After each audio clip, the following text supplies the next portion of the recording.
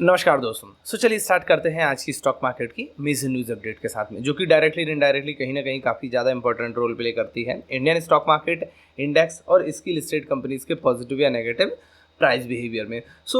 Start करते हैं हम ग्लोबल मार्केट के अपडेट के साथ में। ग्लोबल मार्केट में अगर हम देखें तो यूएस स्टॉक मार्केट के जो तीनों ही मेजर इंडेक्स रहे, Dow Jones, S&P 500 and Nasdaq, इन्होंने फ्राइडे का जो सेशन क्लोज हुआ था उसमें एक अच्छी बढ़त के साथ में क्लोजिंग दी है। जहां अगर हम बात करें डाउ जोन्स की, अराउंड 1% के आसपास तक पॉजिटिव साइड में क्लोज रहा है। एंड डाउ जोन्स जो है ऑलमोस्ट सभी सेक्टर्स को, जो मेजर सेक्टर्स है उनको कवर करता है। इसके बाद अगर हम देखें S&P 500 0.6% के आसपास तक पॉजिटिव साइड में क्लोज रहा, और नेस्डैक जो कि एक मेजरली टेक्नोलॉजी हैवीवेट या IT हैवीवेट इंडेक्स है, अराउंड 0.3% के आसपास तक पॉजिटिव साइड में क्लोज रहा है। फ्राइडे को मार्केट के अंदर जो पॉजिटिव साइड में मोमेंटम रहा है, इसके पीछे का मेजर रीजन रहा फाइनेंशियल सेक्टर, स्पेशली बैंक्स जो कि प्राइवेट सेक्टर बैंक रहे यूएस के। जहाँ पे अगर हम देखें JP मॉर्गन चेस हुआ, बेल्स फार्गो हुआ, और इनकी तरह ही जो अनादर बैंक्स हैं, गोल्डमैन सैक्स, Bank of America and Citigroup, right, इनकी ओर से इन शेयर्स में काफ़ी अच्छा मोमेंटम देखने को मिला। JP Morgan Chase and Wells Fargo ने अपने क्वार्टरली रिजल्ट्स रिलीज़ किए थे फ्राइडे को। एंड ये जो क्वार्टरली रिजल्ट्स रहे इनके बिजनेस के, वो अराउंड एक्सपेक्टेशन से काफ़ी ज़्यादा बेटर इन्होंने अपना डेटा रिलीज़ किया है क्वार्टरली रिजल्ट्स का। इसके बाद में अगर हम इसमें इफेक्ट देखें तो लगभग JP Morgan Chase 4% and Wells Fargo लगभग 5% के आसपास तक पॉजिटिव साइड में क्लोज रहा, और इन्होंने एक मेजर रोल प्ले किया यूएस इंडेक्स को हायर साइड में क्लोज करने के लिए। इसके बाद अगर हम देखें यूएस इकोनॉमी के अंदर इन्फ्लेशन का डेटा भी रिलीज हुआ था 10 अक्टूबर को, जहां पे अगर हम बात करें main CPI consumer price index का जो डेटा है वो largely flat to positive, means जुलाई के कंपैरिजन में, अगस्त के कंपैरिजन में सितंबर में थोड़ा सा इंचअप हुआ है, हल्का सा ज़्यादा आया है। मार्केट ने एक्सपेक्ट किया था कि 2.3% के आसपास ये डेटा आएगा इन्फ्लेशन का, लेकिन ये जो नंबर है वो 2.4% के आसपास आया था, जो कि कहीं ना कहीं मार्केट के लिए थोड़ा सा नेगेटिव है। लेकिन इसको काउंटर किया यूएस के प्रोड्यूसर्स प्राइस इंडेक्स के डेटा ने। यूएस का प्रोड्यूसर्स सेलिंग प्राइस या प्रोड्यूसर्स प्राइस इंडेक्स, जिसको कि PPI भी बोला जाता है, वो मार्केट की एक्सपेक्टेशंस से भी काफ़ी लोअर लेवल पे आया है। एंड ये कहीं ना कहीं इंडिकेशन दे रहा है कि नेक्स्ट मंथ में जब CPI का डेटा आएगा तो वो लोअर लेवल पे आ सकता है, जिसकी वजह से मार्केट्स ने पॉजिटिव साइड में बुलिशनेस दिखाई अपनी, और पॉजिटिव साइड में जाके यूएस के मेजर इंडेक्स क्लोज हुए हैं। इसका अगर हम कैस्केडिंग इफेक्ट देखें, यूरोपियन मार्केट पे भी देखने को मिला है, जहाँ पे ब्रिटेन का FTSE अगर हम देखें 0.2%, फ्रांस का CAC 0.5% एंड जर्मनी का टैक्स 0.85% के आसपास तक पॉजिटिव साइड में क्लोज रहे हैं। इसके पीछे एक मेजर रीज़न UK इकोनॉमी या यूनाइटेड किंगडम की इकोनॉमी का भी रहा, कि वहाँ पे इकोनॉमी का नंबर जो है रिलीज़ किया गया था, एंड जो इंडस्ट्रियल एक्टिविटी है एंड जो इकोनॉमिक डेटा है वो रिवाइव कर रहा है UK इकोनॉमी का। इससे भी थोड़ा सा यूरोपियन कंट्रीज़ को राहत की सांस मिली, एंड मार्केट्स पॉजिटिव साइड में क्लोज रहे हैं। नेक्स्ट अगर मूव करें कमोडिटी मार्केट्स के ऊपर, क्रूड ऑयल के जो प्राइजेस है, due to Chinese economic data जो मार्केट की एक्सपेक्टेशंस थी उससे भी लोअर लेवल पे आया है, जिससे कि कहीं ना कहीं ये व्यू बन रहे हैं कि Chinese economy still deflation mode में है। प्रीवियस टू प्रीवियस वीक में अगर हम देखें, चाइनीज़ इकोनॉमी में जो चाइनीज़ गवर्नमेंट है उन्होंने एक काफ़ी मतलब हाईएस्ट कोविड के बाद से हाईएस्ट स्टिमुलस उन्होंने रिलीज़ किया था अपनी इकोनॉमी के लिए, ताकि इकोनॉमी रिवाइव कर सके। लेकिन जो डेटा रिलीज़ हुआ है इकोनॉमी का, ये कहीं ना कहीं इंडिकेशन दे रहा है कि चाइनीज़ इकोनॉमी अभी भी ग्रोथ की ट्रेजेक्ट्री में नहीं आई है, और इसकी वजह से अगर हम देखें चाइनीज़ इकोनॉमी जो है वो सेकेंड लार्जेस्ट इम्पोर्टर है क्रूड ऑयल का। अगर चाइनीज़ इकोनॉमी ट्रबल में रहती है, बट ऑब्वियस है कि वहाँ पे क्रूड ऑयल की डिमांड भी लोअर लेवल पे रहेगी, जिससे कि अगर हम देखें तो क्रूड ऑयल की प्राइसेस लगभग 1.8% के आसपास तक नेगेटिव साइड में क्लोज रही फ्राइडे के सेशन में।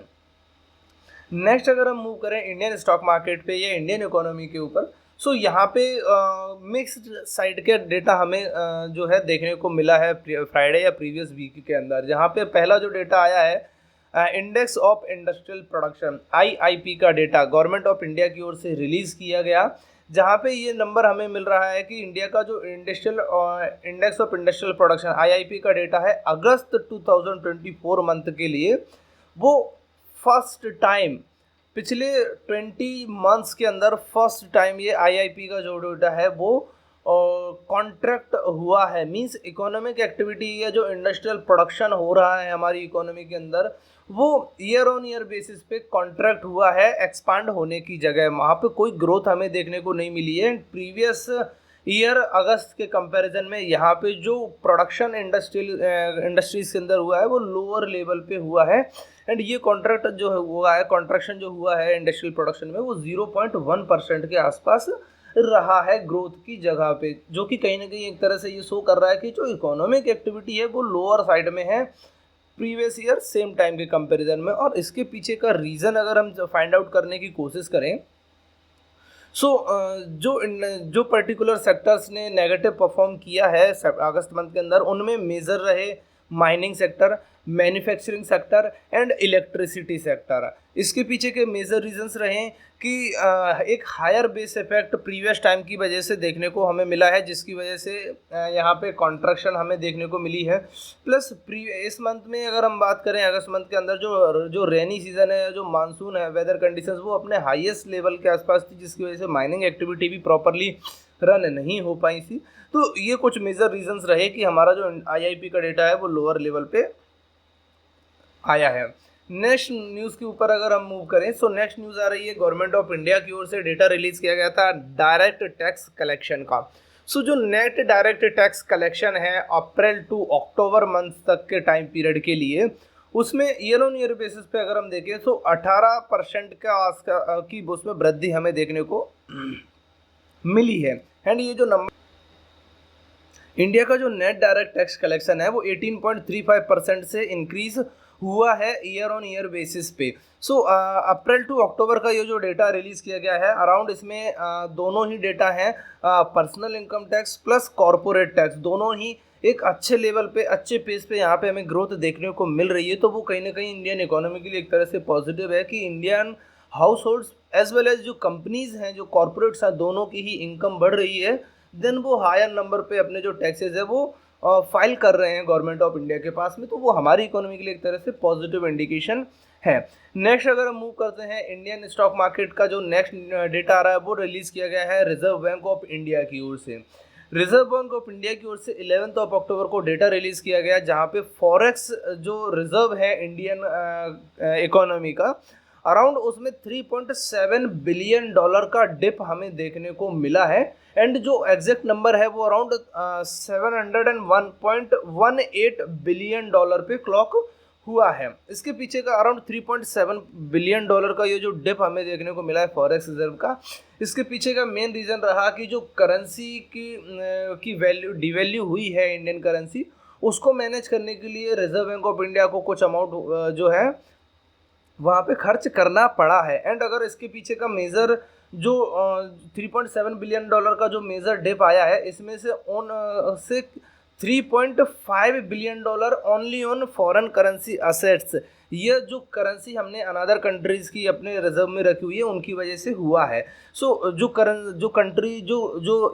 करेंसी हमारी इंडियन करेंसी डिफ्लेट हुई है अगेंस्ट $2, उसकी वजह से कहीं ना कहीं ये हमें एक डिप देखने को मिला है।